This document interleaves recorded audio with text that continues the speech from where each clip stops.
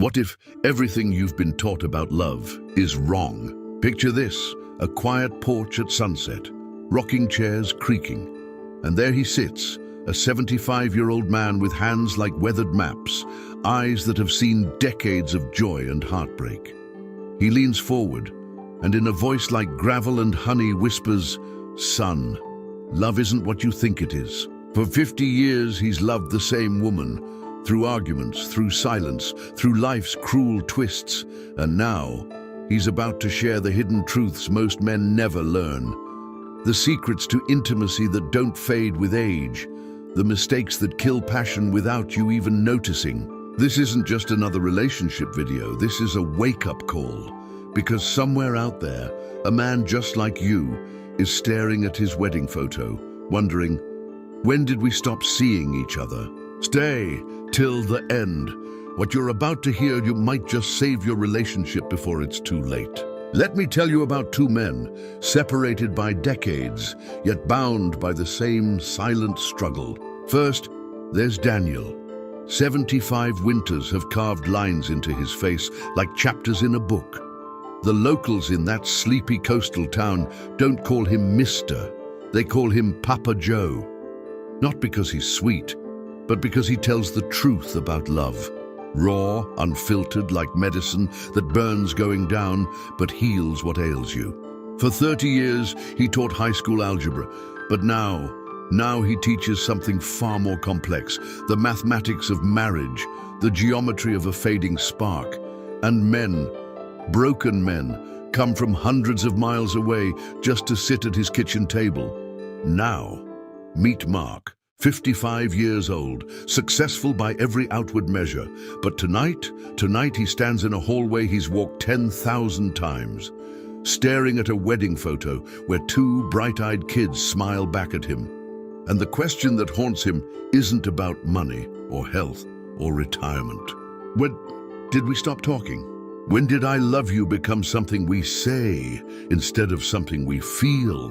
The clock ticks, the house creaks. And in that moment, Mark does something he hasn't done in 20 years. He makes a decision that scares him. One suitcase, 200 miles of open road, and a hope so fragile he's afraid to even name it, because somewhere, in a faded blue house by the sea, there's a man who might understand what the therapists and self-help books never could. This is where the story begins. Love is a garden, not a rock. Papa Joe takes a long sip of his black coffee, sets it down with a clink that seems to echo through the decades, and asks Mark a question that will change everything. "Son, when was the last time you watered your marriage?" Mark opens his mouth, but no words come. And in that silence, Papa Joe leans forward, his voice rough with wisdom. "You wouldn't ignore a plant for years, and then cry when you find it dead in its pot. So why do we do this with love?" The truth hits Mark like a physical blow. All those years, all those mornings rushing past each other, all those nights spent side by side but worlds apart. Here's the first mistake nearly every man makes. We think love is automatic after I do, that it's like a rock, solid, unchanging, needing no care. But real love? It's a garden, fragile, demanding, beautiful. It needs daily watering through. A kiss that lasts 3 seconds longer than usual. Eyes that actually see her when she talks. Listening to understand, not just to reply.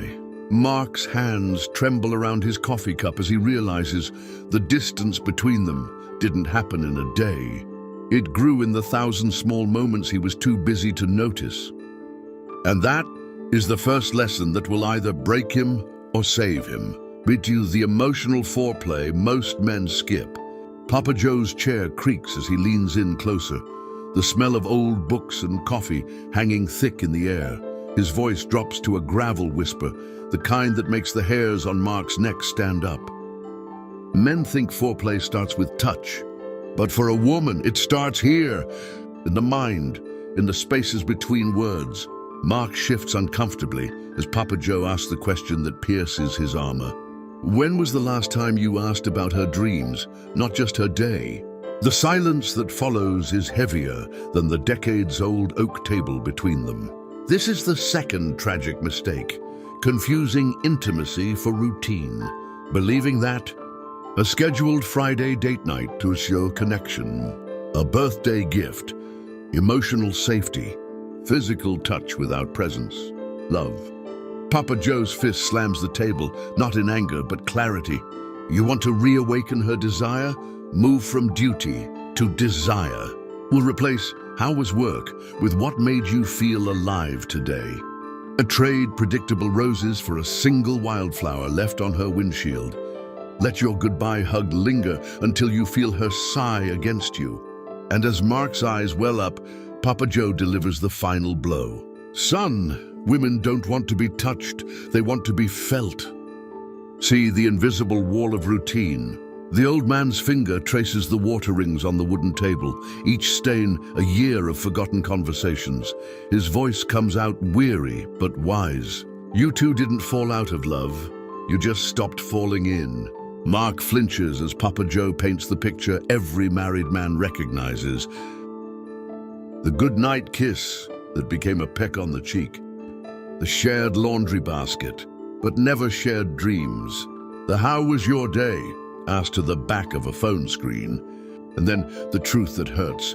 Familiarity didn't steal your passion. Neglected, brick by invisible bricks, you built that wall yourself. Just as Mark's shoulders slump, Papa Joe roars to life. But here's the damn beautiful part. Walls have doors. His challenge cuts through the gloom like sunlight. This week, do one thing you haven't done since you were dating. Not expensive, not grand, just awake. Leave a lipstick kiss on his mirror like you did at 22. Whisper, "I'd choose you all over again" during commercials. And slow dance in the kitchen with no music. Papa Joe's calloused hand grips Mark's wrist. The tragedy isn't growing old, it's growing cold. And that's a choice. Now let's talk about the how. Because wisdom without action is just philosophy, and Papa Joe didn't earn his reputation by handing out pretty theories. He gives tools, simple, powerful, immediately usable tools. And the first one, the 10-minute reconnection rule. Every night you put the phone down, not on the couch beside you, not face down on your knee, down like it doesn't exist.